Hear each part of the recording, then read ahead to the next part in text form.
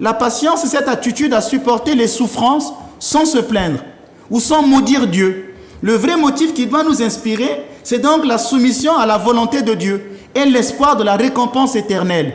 Jésus a dit dans les Béatitudes, « Bienheureux êtes-vous si l'on dit toutes sortes de mal de vous, à cause de moi. » Et il rajoute, « Réjouissez-vous, car votre récompense sera grande dans les cieux. » Moi, au milieu de la souffrance, au milieu des persécutions, je ne regarde que cette récompense qui viendra du Seigneur.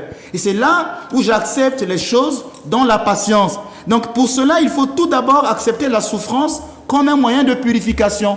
Aujourd'hui, beaucoup de gens vont à l'église pour chercher des guérisons, des libérations, des délivrances. Ce n'est pas mauvais en soi. Mais beaucoup de personnes n'acceptent plus la souffrance. Je ne dis pas qu'il faut accepter la souffrance comme un don de Dieu, mais qu'il faut se donner à Dieu malgré la souffrance. Donc la souffrance, c'est un moyen de purification. Quand les gens parlent mal de moi, est-ce parce que dans mon passé, je ne l'ai pas aussi fait? Et je réalise qu'aujourd'hui, je vis ce que j'ai fait dans mon passé. Et ce n'est pas un moyen là de me purifier. Si les gens disent toujours de bien de vous, vous risquerez de rentrer dans l'orgueil. Quand je regarde sur YouTube tous les bons commentaires que les gens font sur moi, ils disent « Père Ménas, merci pour vos enseignements ». Parfois, je rougis, bien que j'ai la peau noire, mais laissez-moi vous dire que je rougis.